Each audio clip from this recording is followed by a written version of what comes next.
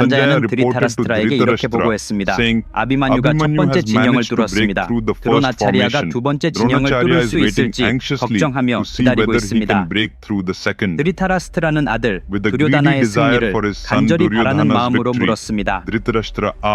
산자야, 카우라바 군대가 적어도 두 번째 진영에서 아비만유를 막을 수 있겠느냐? 산자야가 대답했습니다. 폐하, 희망에도 한계가 있습니다. 아비만유는 쉽게 통제할 수 있는 아이가 아닙니다. 그는 해안을 넘어 모든 땅을 집어삼킬 듯한 밀물처럼 다가옵니다. 그는 천둥처럼 강력한 힘을 지닌 번개와도 같습니다. 그 앞에 서 있는 사람은 아무리 세찬 폭우가 쏟아져도 순식간에 재로 변하게 만듭니다. 누가 천둥을 막을 수 있겠습니까? 그리고 지금 보세요. 그는 두 번째 대형도 쉽게 통과했습니다. 이 말을 들은 두료다나는 결심을 굳히고 동생 두샤산에게 물었다. 두샤산아, 아비만유가 파드마비우하, 즉 영곳 대형에 침입하여 7개의 고리를 모두 통과한 다음 무사히 돌아온다면 그것으로 우리의 패배는 확정될 것입니다. 그는 우리를 죽일 필요도 없을 것입니다. 그저 살아서 돌아오는 것만으로도 우리에게 치욕을 안겨줄 수 있을 것입니다. 만일 16살 소년이 혼자서 파드마비우에 들어갔다가 무사히 빠져나왔다는 사실이 전 세계에 알려지면 그 굴욕은 죽음보다 더 끔찍할 것입니다. 그런 일이 발생한다면 우리는 더 이상 싸울 필요가 없습니다. 우리는 바로 오늘 판다바 군대가 승리했다는 사실을 받아들여야 합니다. 동생아, 우리는 패배 직전이야.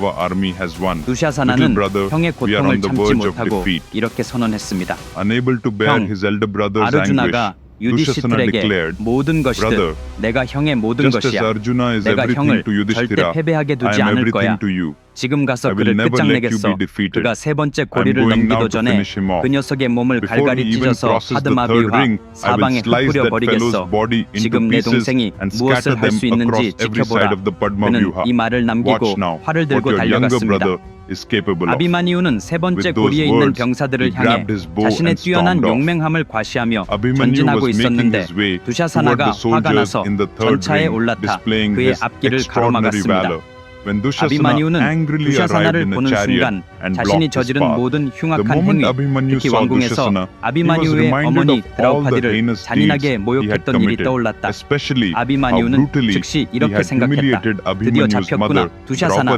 아비마니우를 본 두샤사나는 말했습니다. 어서 오너라. 아비마니우, 이 하찮은 병사들은 잊어버려라. 네가 용기가 있다면 나에게 용기를 보여라. 네가 영웅이니까. 그리고 바로 그 순간 그의 목소리가 멎었습니다. 아비마니우가 연속으로 10개의 화살을 쏘아 두샤사나의 갑옷을 강하게 찔렀기 때문입니다. 그는 의식을 잃고 전차에서 쓰러졌습니다. 아비마니우가 전차를 향해 달려가 그를 끝장내려고 하자 두샤사나의 전차 기수가 그를 안전한 곳으로 데려가 아비마니우로부터 구해주었습니다. 그렇지 않았다면 아비마니우가 두샤사나를 그 자리에서 죽였을 것입니다. 아비마니우는 적군이 도망가는 것을 보고 웃으며 외쳤다. 겁쟁이처럼 도망치는 거냐? 그러고는 뒤를 돌아보며 외쳤다. 삼촌, 다들 도망치는 거 보여? 그러나 뒤를 돌아보니 유디시트라, 이마, 그리고 자신을 따라오고 있을 거라 생각했던 판다바 군대 중 아무도 없다는 사실에 깜짝 놀랐다. 다들 어디로 간 거지? 그들은 파드마비우하에 들어가지도 않았습니다. 라고 그는 깨달았습니다. 그들은 모두 낙담한 표정과 실망한 표정으로 대형 밖에서 서 있었습니다. 그 앞 파드마비우하 한가운데에는 두로야다의 군대가 그를 죽이기 위해 기다리고 있었습니다. 아비마뉴는 들어가는 방법은 알았지만 나가는 방법은 몰랐습니다. 이제 그는 앞으로 나아가야 할까 아니면 되돌아갈까 라고 생각했습니다. 그러나 그는 한순간에 망설임을 떨쳐버렸습니다. 이봐, 오늘은 승리를 쟁취하거나 영웅적인 죽음을 맞이할 날이다. 비록 내 곁에 아무도 없더라도 오늘 이날 나는 나 혼자서 파드마비우하, 카우라바 군대 그리고 두로야나를 파괴할 것이다. 수미트라, 전차를 몰아 두로야나를 향해 직진하라. 그는 외쳤습니다. 아비만유와 함께 온 유도시트라, 비마, 나쿨라, 사하데바가 파드마비우에 들어가지 않은 이유는 두료다나의 누이인 두샬라의 남편인 산다바와 관련이 있습니다. 어느 날 산다바는 드라우파디에게 수치스러운 행동을 했습니다. 판다바들은 그를 엄하게 처벌했습니다. 머리카락의 절반을 밀어버리고 최악의 방법으로 그를 공개적으로 모욕했습니다.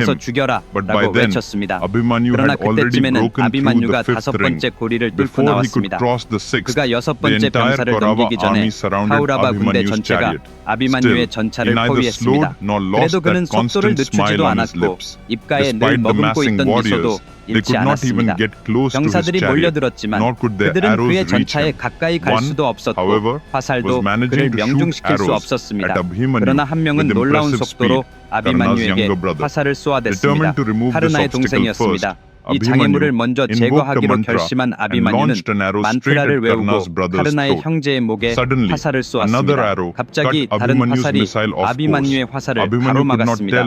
아비만유는 그 화살이 어디서 왔는지 알 수 없었습니다. 그는 다시 시도하여 카르나의 형제에게 화살을 쏘았지만 다시 한번 두 번째 화살이 개입하여 화살을 비껴냈습니다. 그러자 눈 깜짝할 사이에 화살 하나가 아비만유의 가슴을 향해 날아왔습니다. 아비만유는 화살이 어디서 날아왔는지 알 수 없어 손으로 화살을 잡았습니다. 그쪽을 바라보니 멀리서 전차가 달려오는 것이 보였습니다. 그 전차는 다름 아닌 드로나차야의 아들 아슈바타마였습니다. 친구들, 다음 에피소드의 내용은 또 다른 차원으로 올라갈 것입니다. 놓치지 마세요. 다음 주 토요일 같은 시간에 다시 뵙겠습니다. 지금 바로 마하바라타 책을 주문하세요.